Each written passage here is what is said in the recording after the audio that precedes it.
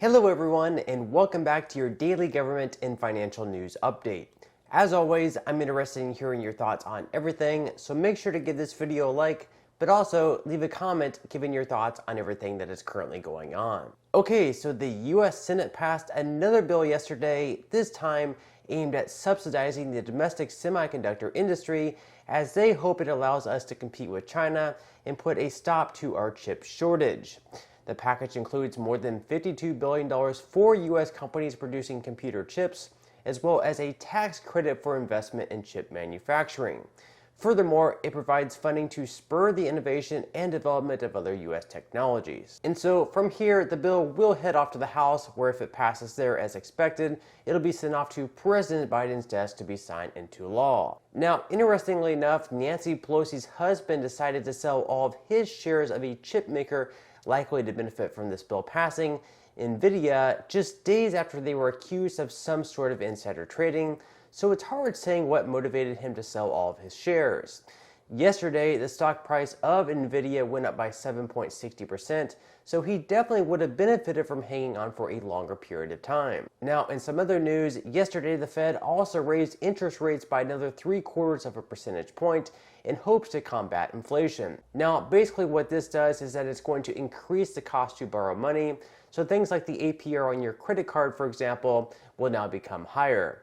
That means that if you're currently paying any interest on your credit card, you'll likely see that amount increase in the coming months. So definitely, if you're able, get those higher balance credit card debts paid off as quickly as possible. Now, one thing Fed Chairman Jay Powell did say yesterday was that he believes there will be a point where the Fed begins to slow rate hikes in the future just to assess their impact on the economy and inflation.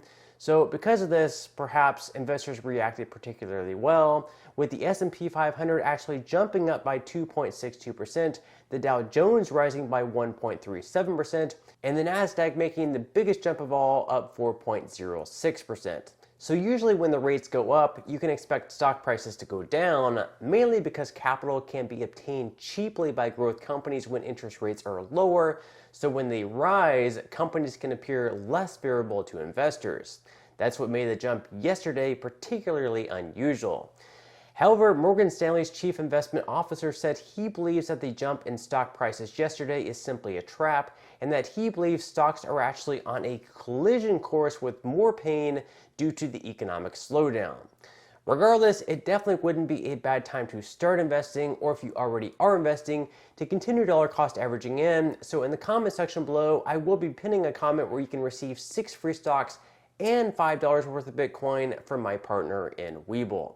I'll get into some more stock news later, but first I wanted to quickly get back to some of Jay Powell's comments yesterday, where he also said that he does not think the economy is currently in a recession, despite growth being negative in the first quarter. Now, this morning, the Commerce Department will be issuing an advanced second quarter GDP report, so we will know then, but after the filming of this video. According to a survey of economists, they believe the GDP growth likely rebounded at a 0.5% annualized rate last quarter, so we may be avoiding a recession after all, which would be a clear relief to the Biden administration. Of course, to them, over the last few weeks, they've been denying that 2 consecutive quarters of negative GDP growth is a recession anyways, even though that actually is the very definition. Funny enough, back in 2008, one of Biden's economic advisors, Brian Deese, said that economists have a technical definition of recession, which, guess what, is 2 consecutive quarters of negative GDP growth.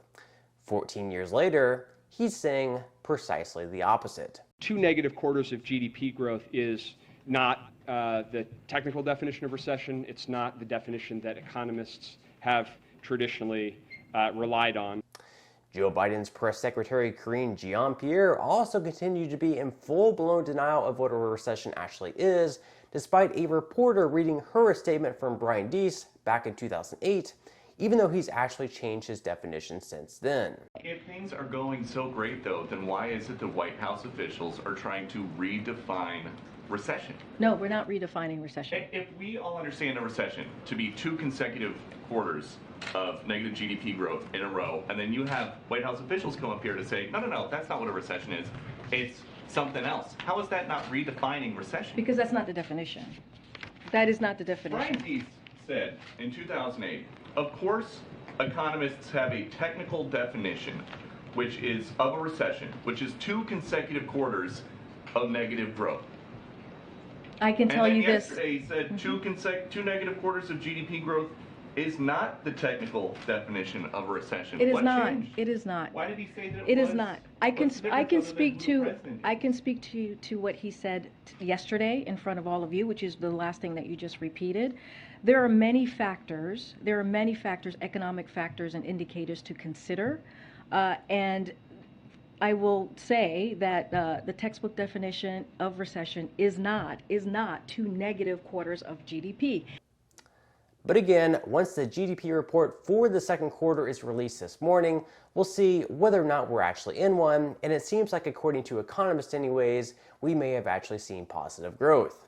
By the time this video is released, we'll already know.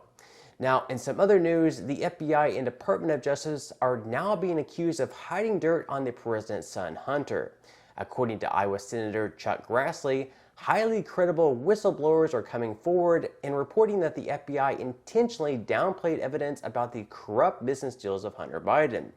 Additionally, they hatched a plot to discredit Hunter's laptop as disinformation, and federal agents were allegedly told to stop any damaging investigations into Hunter Biden, no questions asked, even though there was alleged proof of Hunter's activity. So if this is true and more damaging information on the president's son came out back in 2020, could that have cost Biden the election?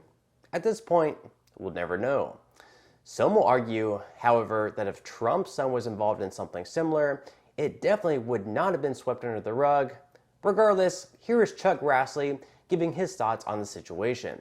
Well, you've covered the top line of it. A little bit more detail is that they had people making decisions on what should be investigated or start to investigate or not investigate, and what to shut down an investigation had political bias in it. It's as simple as opening a case against Trump that was based on fuzzy liberal newspaper reports. It was a good reason to advance the investigation. But when it come to Hunter Biden, with plenty of concrete information, it was shut down. It's pretty simple. And we have evidence that some of these people have exhibited this political bias over a long period of time, because there's a guy by the name of Tebow that the whistleblowers told me about. I took it directly to Ray. I guess he had done this when we issued a press release on it, but I talked to him about it to thank him, because he moved that guy out of the decision-making of which investigation should go ahead and which one should be stopped. But that gives you an example of political bias, and it hurts the integrity of the FBI. The people of the United States ought to have really good feelings about the FBI. They ought to know that they're a credible organization, and there should be no party or power involved in this decision-making. It should be simply fair, follow the facts where it takes them, and there should be no political. It's unfair, and the FBI have not met the test of fairness in this particular case.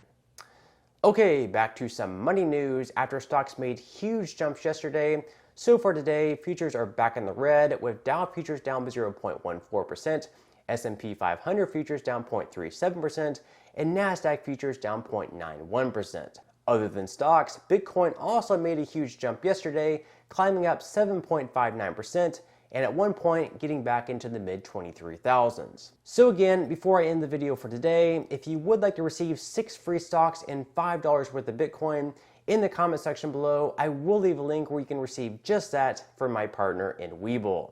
And even if you don't feel like investing at this point in time for whatever reason, once you receive the free stocks, you can always sell them for what they're worth and transfer that money right back to your bank account. Now, in total, you should be receiving a value of around $50 or more, which will be taxable, but still, you can think of it as some free extra money with just a few minutes of work.